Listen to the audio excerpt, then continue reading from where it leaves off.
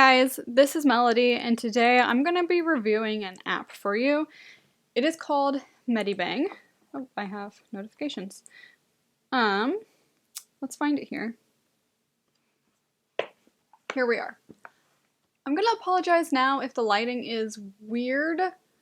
I didn't want to use my ring light because I am filming a screen and I didn't want the reflection. I want you guys to be able to see what I'm doing. So let's just get into it. Medibang is an app. It is free, but I think there might be a paid version. Yes, there is a paid version. I have actually used it on my laptop before, back when I was using a Wacom tablet. I think the Bamboo, or something like that.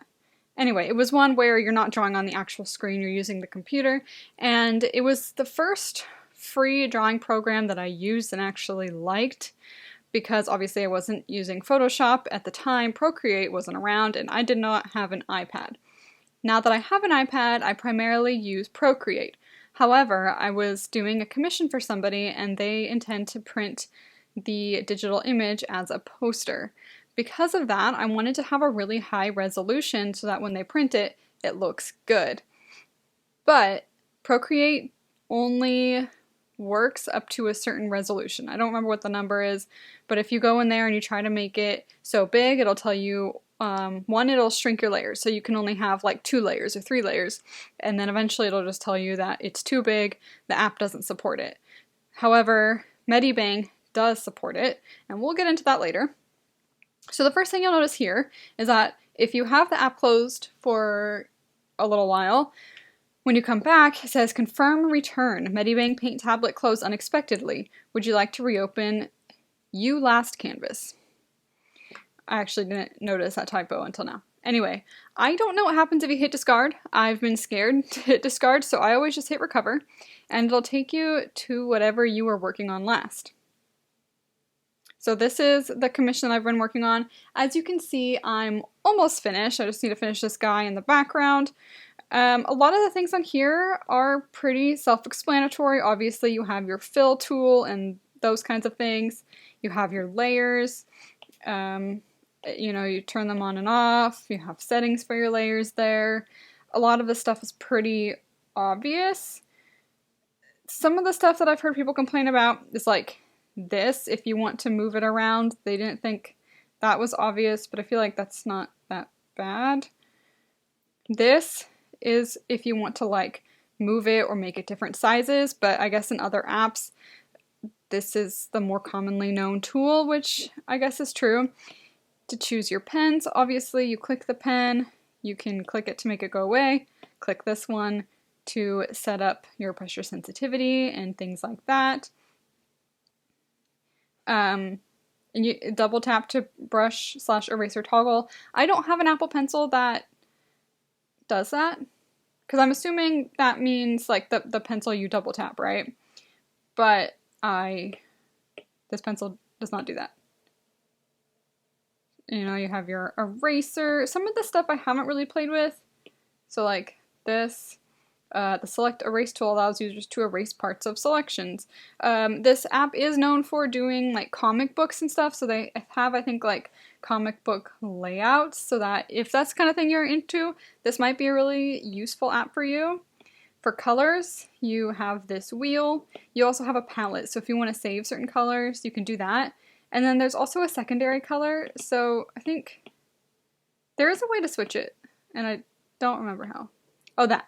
So it's not very seamless because you have to click this and then you have to click that. So if you leave this open, that's easy to switch between. But I like to have as much of my space open as possible, and I think in comparison to Procreate, that's kind of where this fails, is that you do have these bars that you can see. This one, I don't think you can close it, but these are like your quick tools, so a lot of this stuff is the same as the stuff over here, so I don't really know why that's necessary. You can add text. This allows you to put a reference in the corner, I think, but you have to buy it. So obviously I have not done that. Over here you have all of these options. I definitely recommend with this app to save frequently. And I have noticed a problem when exporting, so I'm just gonna show you. And watch, this is gonna work because I'm filming it. Nope, yeah, see, it crashes. It disappears. Then I wanna recover. I come back. So for whatever reason, I don't know if this is a problem that a lot of people are having or if this is unique to the fact that I have a very large image here. It's 7200 by 10,800 pixels, 300 dpi, so it's a relatively large thing. Obviously Procreate wouldn't let me do anything this large. On my computer, I don't think it would be an issue, but on this app, clearly it is. So, because it crashes like that, I would say save as frequently as you can. There have been a few times where I'm just drawing and it freaks out and crashes, and then I lost the last several minutes of work. Fortunately, it does seem to auto-save, so a lot of times when it does crash, you don't lose like everything, but you do lose several things, which can be really frustrating. So we have all this, so like you have the pen pressure, I mean, all this fun things. If you want to close the canvas, you can do that. I'm gonna save and leave. I think I already saved it, but it makes me feel safer. It can also be a little bit laggy and a little bit slow. And it has ads.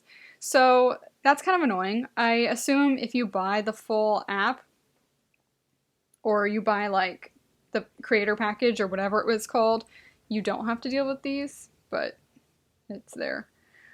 On this front screen, it has recommended works. I think you can, yeah, so you can like submit your art. There's tutorials. I haven't really played with this side of it, so I don't know how great it is. You can come into your gallery, and you have internal illustration, comic, folder. So you can see a lot of these. So they give me 2 sample ones, which I don't care about. I think a lot of art apps do this, but honestly, I just really don't care in most cases. As you can see, a lot of these were auto-saved. They were not me saving until here, and because I got really paranoid and because it kept crashing every like 5 minutes while I was trying to work on it the other day. So honestly, I would say the biggest downside of this app is that it keeps crashing, but that might be just because I'm using a really large file. So let's say we're going to start a new canvas. You can browse and import, take a photo. You can import from another app, which is interesting. I've not tried that. Let's just say a new canvas. You can set all your settings here. So, you know, I haven't really, we're just going to do a standard. I don't know where we're going. We're going to Facebook. Why did I need Facebook? Oh, we need Facebook because there's this ad, and I thought that open was a part of it, but it is not. We're going to done, and that will create our little thing here. So, you know, you can add grids. These things can actually be really helpful if you like want to work on perspective. I'm just going to turn it off. I usually have palm rejection on if I remember to turn it on. Pressure sensitivity, I like to be pretty high. What is this button? That's a save. There is a setting somewhere to change. Oh my goodness, it will not. There we go. So you can change your size by pressure or opacity by pressure, etc. All your settings are here. The brushes, there's a decent amount of brushes. So here are your brushes. Honestly, like, it's not the most exciting list of brushes, but it works. I would say especially if you're a beginner and don't want to spend. It's $10. Not expensive. Your brush settings, pretty basic. Here, you can change your correction. So basically, if you're trying to draw a straight line, it just kind of like smooths it out. So let's just say Ooh, let's choose a color other than white. Just go with black. So, okay, again, the app is being glitchy. It will not let me zoom or zoom out, and this is a really small canvas. So now, well, it's telling me it's the same size. Never mind. It's the same size as the last one. So this is what it looks like. Guys. It's a struggle. Let's make this bigger so you can see it better, and I'm just gonna kind of scribble. So here you can see some of the brush settings. If you notice that the audio changed, good job, because my mic cut out. Basically, it has to be connected to a power source, which is my laptop, and my laptop turned off, and so it cut out a bunch of the audio, so I'm here to kind of fix that. Anyways, what you'll see me changing here is the correction, which basically just kind of helps smooth out your lines so that they don't look kind of like pixely and jagged, especially if you don't have a steady hand. It can be helpful, but if you have it turned up really high, you'll notice it's super, super laggy and really frustrating to work with. I personally find that having it around 5 or 6 is the best. At least for me, anyway. Also, if you notice that my hands don't correspond to anything I'm saying, it's because I'm doing this part of the voiceover after. So I think right here I was talking about your brush selection. There's not a whole lot, but for a beginner or somebody who just wants a free app to doodle with, it's not that bad. Procreate has more options for sure though, but some other options I don't know that I would ever use. So it's really up to you and what you're using this for and how many options you need. If you're beginning out, this might be helpful. Right here, I was trying to zoom out, and the app would not let me zoom out or do anything. So, again, just some of the problems that I had with this app, technical glitches, I guess, were my least favorite part about this app, and then probably the fact that you have the bars along the side. It doesn't look as clean, but for somebody new to this, maybe it's easier because you can see the icons versus Procreate where you do like a triple 3-finger tap or, you know, things like that. I don't know which would be easier to learn because I did learn using my computer. And so I was used to these icons. I know some of the icons, I've heard people complaining that some of the icons don't quite match up to other programs, but because this was the first program that I learned, it made sense to me. I think I was still trying to figure out if it would let me do anything. It wasn't letting me draw or erase or undo. You can normally tap with 2 fingers and it'll undo. Somehow I changed the color because I was playing with it. So it finally started letting me draw, but still wouldn't let me zoom in or out. And this was kind of the problem I was having while drawing. It's just that randomly you have weird issues. I just don't even know what else to say. This app just has weird, buggy issues, and it can get really, really frustrating. The first time it happens, it's annoying, and then when it happens 4 or 5 times in the span of 10 minutes, you just like want to hit the iPad. So here, you'll notice it doesn't give me the option to restore or discard my changes. However, you do have the option in the left bar to continue, which will take you to the last drawing you were working on. There's nothing on that now. There were a bunch of scribbles. So, save a lot often if you use this app. Again, I don't know if it's because of the large canvas size that's like freaking it out.